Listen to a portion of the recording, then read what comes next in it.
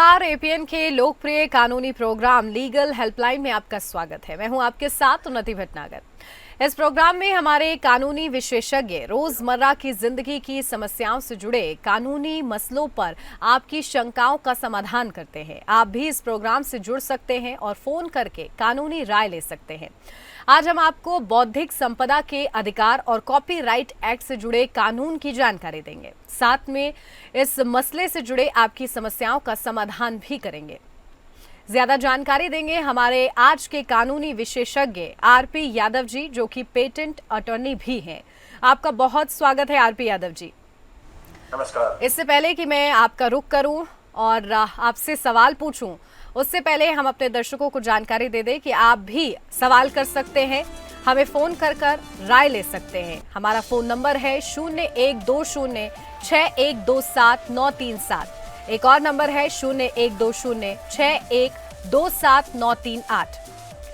तो चलिए सीधा रुख करते हैं। आरपी यादव जी हमारे साथ जुड़े हुए हैं। आरपी यादव जी, कॉपीराइट अधिनियम क्या है और इसका उद्देश्य क्या होता है?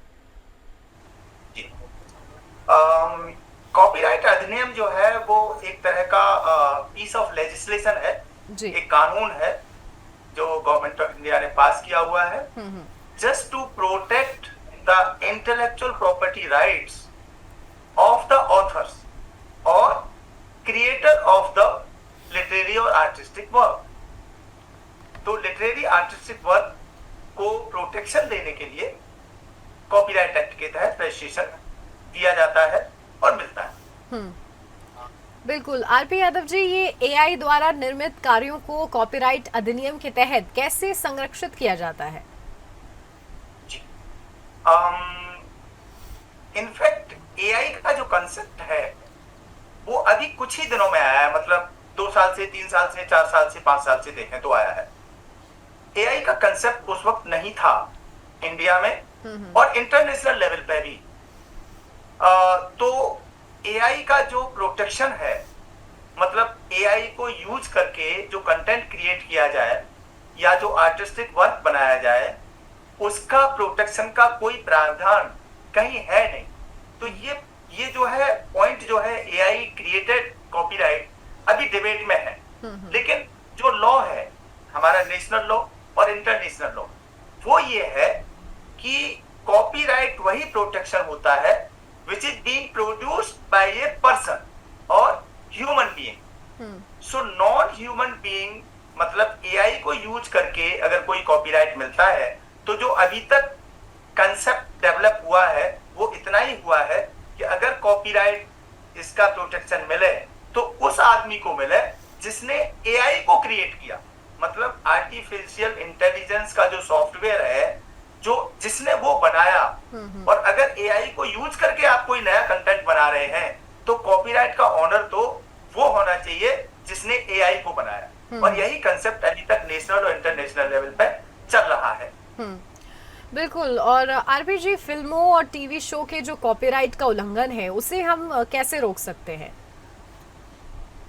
देखिए, ये जो टीवी शो है या ऑडियो वीडियो विजुअल चल रहे हैं यूट्यूब पे, इनको रोकने का तरीका तो ये है, सबसे अच्छा तरीका तो यही है कि सबसे पहले तो किसी भी तरह का, चाहे वो लिटरेरी वर्क हो, चाहे वो आर्टिस्टिक वर्क हो, चाहे वो सिनेमेटोग्राफिक वर्क हो, चाहे वो म्यूजिकल वर्क हो, जैसे ही क्रिएटर ने इस तरह का कोई कॉपीराइट बनाया है तो सबसे पहले तो उसका प्रोटेक्शन लें, उसको रजिस्ट्रेशन कराएं। और रजिस्ट्रेशन कराने के बाद होता क्या है कि अनरजिस्टर्ड वर्क जब होता है तो उसका प्रूफ ऑफ ऑनरशिप एस्टेब्लिश करने के लिए जो कंटेंट क्रिएटर है, मतलब जो इनफैक्ट ओरिजिनल ऑथर है, क्रिएटर है, उसको बहुत मेहनत करनी पड़ती है। तो कायदा ये कहता है कि जैसे ही आपने किसी भी तरह का कॉपीराइट जनरेट किया तो आप उसे कॉपीराइट रजिस्ट्रेशन कराएं। और जो रजिस्ट्रेशन सर्टिफिकेट मिलता है वही तो प्रूफ ऑफ ऑनरशिप है।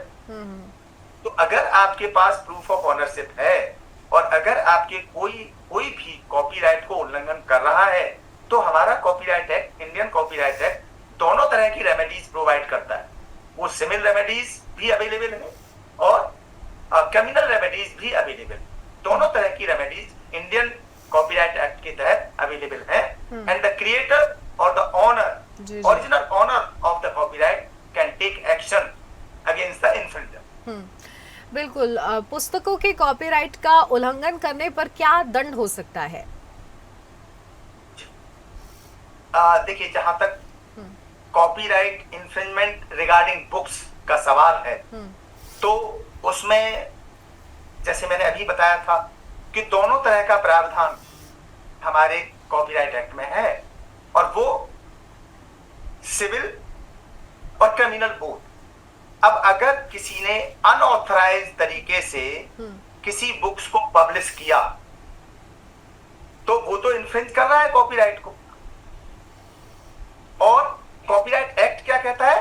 राइट टू कॉपी, मतलब जिसने कॉपीराइट को जनरेट किया उसी को राइट है उसको कॉपी करने का, पब्लिश करने का और डिस्ट्रीब्यूट करने का। तो दो तरह की रेमेडी जो मैंने अभी आपको बताई अवेलेबल है। सिविल रेमेडीज भी अवेलेबल है जिसमें copyright owner can serve a cease and desist notice to the infringer. He can file a civil suit and he can claim the damages. और ये damages जो हैं वो वहां तक जा सकते हैं कि उस इन्फ्रिंजर ने कितना इससे पैसा बनाया, वहां तक भी जा सकता है। यहां तक भी हो सकता है कि अगर बुक्स पब्लिश की तो वो जो बुक्स जो इन्फ्रिंजिंग कॉपीज हैं उनको डिस्ट्रॉय भी किया जा सकता है। ये रहा सिविल रेमेडी। अब आती है क्रिमिनल रेमेडी। तो क्रिमिनल रेमेडी में ये है that you can simply file an FIR in the concern police station, जिस ज्यूरिसडिक्शन में आप रहते हैं या जहां पे इन्फ्रिंजमेंट हो रहा है उस ज्यूरिसडिक्शन में जाके आप एफआईआर फाइल करें। And police officer has got the power as per the provisions of the copyright act that he can raid the premises where the infringing copies और वर्क इज अवेलेबल। और वहां पे जो है वो पेनल्टी भी होती है जो 50,000 से लगा के 2 लाख तक जा सकती है। और वहां पे जेल भी हो सकती है। जो कॉपीराइट इन्फ्रिंज कर रहा है उसको जेल भी हो सकती है 6 महीने से लगा के 2 साल तक की। तो डिपेंड करता है कि जो कॉपीराइट ऑनर है वो कितना विजिलेंट। बिल्कुल। और कॉपीराइट अधिनियम के तहत कौन से कार्य संरक्षित होते हैं? ये जो कॉपीराइट एक्ट के तहत जैसे कि अभी मैंने बताया था, literary work, artistic work, musical work, cinematographical work और इवन प्ले जो आप एक्ट करते हैं ना वहां पे स्टेज पे जाके, this kind of all kind of these works are protectable under copyright act. Literary work का मतलब हुआ जैसे कि आपने किताब लिख दी, पोएम की किताब लिख दी, नोवेल लिख दिया या फिर एक सॉफ्टवेयर बना दिया, ये लिटरेरी वर्क है। आर्टिस्टिक वर्क में पेंटिंग आती है, स्कल्पचर आते हैं, इवन जो है वो isometric views of the buildings भी आते हैं और फोटोग्राफ्स आते हैं। ये आर्टिस्टिक वर्क में आ गया। साउंड वर्क में आपको पता ही है जो ऑडियो चलते हैं वो भी है। सिनेमेटोग्राफिक वर्क आप जानती हैं जो पिक्चर बनती हैं। तो ये सारे वर्क जो है वो प्रोटेक्टेबल है as copyright act under the provisions of the copyright act. बिल्कुल। और ये कॉपीराइट पंजीकरण की प्रक्रिया क्या है और इसका क्या लाभ है? जी, कॉपीराइट एप्लीकेशन फाइल करने का जो तरीका है वो यही है कि जैसे ही आपने कोई भी वर्क कंप्लीट किया, देखिए लॉ तो ये है कि as soon as the work is completed the copyright vested automatically in the author और क्रिएटर ऑफ द वर्क। कहीं किसी तरह का रजिस्ट्रेशन कराने की जरूरत नहीं। लेकिन जैसा कि हम अभी थोड़ी देर पहले डिस्कस कर रहे थे, जब लिटिगेशन आता है, जब कोई डिस्प्यूट अरोज होता है, तब हमको ये दिखाना पड़ता है और प्रूव करना पड़ता है that who is the real owner of this copyright work. और वहां पे अगर आपने रजिस्ट्रेशन नहीं कराया हुआ है तो बहुत बड़ी प्रॉब्लम। लेकिन अगर रजिस्ट्रेशन कराया हुआ है तो कोई प्रॉब्लम नहीं है, क्योंकि प्रूफ ऑफ ऑनर से जो रजिस्ट्रेशन सर्टिफिकेट है वो आपके पास होता है। अब रजिस्ट्रेशन कराने का जो तरीका है वो यही है कि हम एक कॉपीराइट एप्लीकेशन फाइल करते हैं जिसमें एप्लीकेंट के डिटेल्स होते हैं, वर्क पब्लिश हुआ है नहीं हुआ, कब ये बनाया गया, ये सारे डिटेल्स उस कॉपीराइट एप्लीकेशन में फाइल किए जाते हैं, copyright application along with the government की फीस के साथ, और 2 कॉपी जो वर्क है जिसको हम प्रोटेक्शन चाहते हैं उसकी कॉपी लगा के एप्लीकेशन फाइल कर दी जाती है कॉपीराइट ऑफिस में। उसके बाद वहां एग्जामिनेशन होता है। एग्जामिनेशन में यही देखा जाता है कि एक जो कॉपीराइट वर्क रजिस्ट्रेशन के लिए आया है वो ओरिजिनल वर्क है या नहीं। अगर ओरिजिनल वर्क है तो कॉपीराइट रजिस्ट्रेशन होता है, अगर ओरिजिनल वर्क नहीं है तो ऑब्जेक्शन आता है। किसी तरह के और भी ऑब्जेक्शन होते हैं कई बार कि टाइटल ऐसा ठीक नहीं है तो टाइटल ऐसा कर दो, या कुछ ऐसा कर दो वैसा कर दो। फॉर्म भरने में अगर कोई आपसे गलती हो गई तो फॉर्म भरने की गलतियों को भी अलग कराते हैं। मान लीजिए फीस आपने लिटरेरी आर्टिस्टिक वर्क की जो फीस है गवर्नमेंट की वो 500 रुपए, अब आपने फीस 500 रुपए पे की और आप चाहते हैं कि सिनेमाटोग्राफिक फिल्म का जो है हम कॉपीराइट करा लें, तो ऐसा नहीं होता। कई बार गलती से लोग गलत तरीके से फीस दे दी तो फिर ऑब्जेक्शन आता है कि नहीं इसकी फीस तो 5000 रुपए है, तो फिर आप 5000 रुपए पे करते हैं। और इस तरह से एक प्रोसीजर, एप्लीकेशन फाइलिंग, उसके बाद एग्जामिनेशन, उसके बाद removal of objection which are raised by the copyright office, और उसके बाद रजिस्ट्रेशन सर्टिफिकेट आपको मिलता है। आरपी यादव जी, एआई द्वारा निर्मित कार्यों के कॉपीराइट के मालिक कौन होते हैं? जी, जैसा कि अभी थोड़ी देर पहले हम डिस्कस कर रहे थे, नेशनल लेवल पे और इंटरनेशनल लेवल पे हमारा जो इंडियन कॉपीराइट एक्ट है उसमें प्रावधान यही है कि the work which is being generated by an individual, by a human being, is treated to be as copyright, and जो ऑनर होगा वो वही होगा natural person, individual who has created that work। अब बात रहती है कि एआई से जिसने जनरेट किया उसका मालिक कौन हो। तो एआई से जनरेट करने का मालिक उसका कौन हो, ये कंडीशन ना तो इंडियन कॉपीराइट एक्ट में अभी एस्टेब्लिश हुई है और ना ही विदेशों में हुई है, क्योंकि एआई का कंसेप्ट जैसे कि हम अभी डिस्कस कर रहे थे अभी 3-4 सालों में 5 सालों में डेवलप हुआ है, उससे पहले था नहीं। तो अभी तक फॉरेन में और हमारे यहाँ भी जो अभी तक धारणा है वो यही बनी है कि एआई तो सिर्फ जो एआई जनरेटेड कॉपीराइट वर्क है, that owner of that work should only be the person who has designed the artificial intelligence software. So the person who designed the software which is being known as artificial intelligence, if any work is generated by using this artificial intelligence, then the owner should be the person who is the owner of the AI software। यही धारणा अभी तक nation, हमारे nation में और internationally अभी तक develop हुई है, लेकिन अभी भी ये डिबेट अभी तक चल ही रहा है। अभी तक चीज बिल्कुल क्लियर नहीं हुई है कि क्या होना चाहिए। जो अब तक है वो ये है कि भाई इसका मालिक तो वो होना चाहिए जिसने एआई को ही बनाया। जी बिल्कुल। और फिल्मों और संगीत के कॉपीराइट का उल्लंघन करने वाले प्लेटफॉर्म्स पर क्या कार्रवाई की जा सकती है? जी अभी ये भी बात हम लोगों ने डिस्कस की थी कि अगर कोई फिल्म का उल्लंघन कर रहा है या म्यूजिक का उल्लंघन कर रहा है और किसी भी प्लेटफॉर्म पे कर रहा है तो उसको रोकने के लिए हमारा इंडियन पेटेंट कॉपीराइट एक्ट में प्रोविजन है। Section 63, under section 63 of the Copyright Act, both kind of remedies are available to prosecute the infringer who is infringing the copyright। और उसमें सिविल रेमेडी और क्रिमिनल रेमेडी दोनों तरह की remedies available है।